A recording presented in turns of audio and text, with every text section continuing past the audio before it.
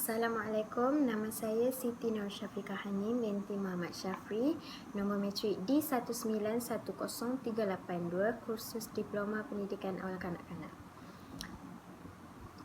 Saya diberi tugas dari subjek perkembangan fizikal dalam pendidikan awal kanak-kanak, kod subjek SEC 2353, untuk membina satu alatan permainan yang mana kanak-kanak ni dia boleh terokai apabila dia main permainan tersebut, dia boleh dapat manfaat dalam diri dia, dia boleh dapat kebaikan, macam tu, ilmu. Okey, tema yang saya pilih ialah kenderaan dan tajuk dia menulis perkataan di plastisin. Okey, bahan yang saya gunakan ialah plastisin pelbagai warna.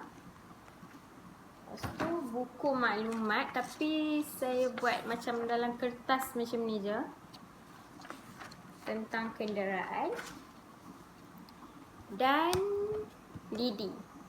Lidi ni memang guru-guru memang kena memantau lah apabila kanak-kanak menggunakan lidi ni, sebab dia tajam, takut nanti macam ada kecederaan kepada kanak-kanak tu. Okey, sekarang ni kita teruskan dengan cara ataupun demonstrasi, iaitu yang pertama, langkah yang pertama, cikgu akan bagikan kertas ni seorang satu pada kanak-kanak, dan guru meminta untuk kanak-kanak tu baca perkataan yang mereka suka, contohnya macam kereta ke, lori ke, perkataan.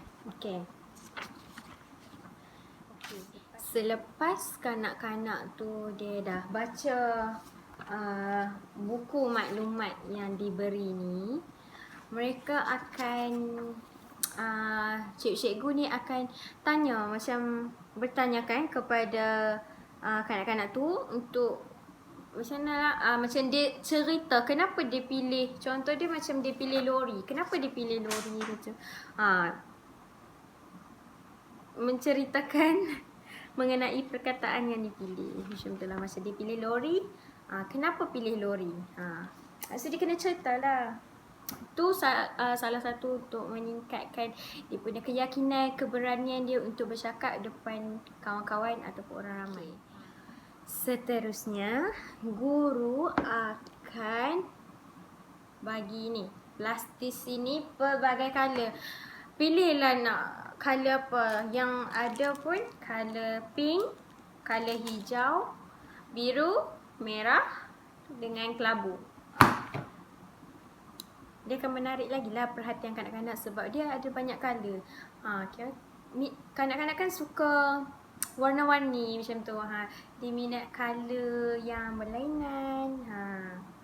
Dia boleh menarik perhatian lah kanak-kanak tu. Okey. Mula-mula sekali kita akan buat bulat dia sebab dia baru lagi. Kita akan menggentil lah, orang kata menggentil dia bulat, kemudian lenyekkan dia,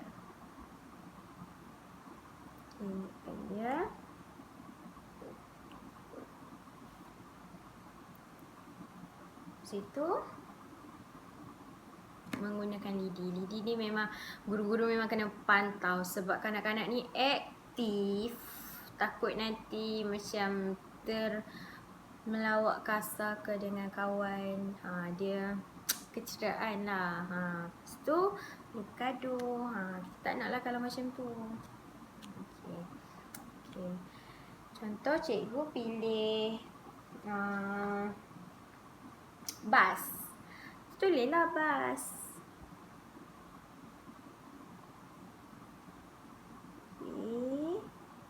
Sambil kanak-kanak tu menulis, dia boleh sebut huruf tu. Contoh dia macam bas, B, masa dia nak tulis B tu B, A, S. bas. Macam ni. Kanak-kanak suka kalau ialah benda aktiviti yang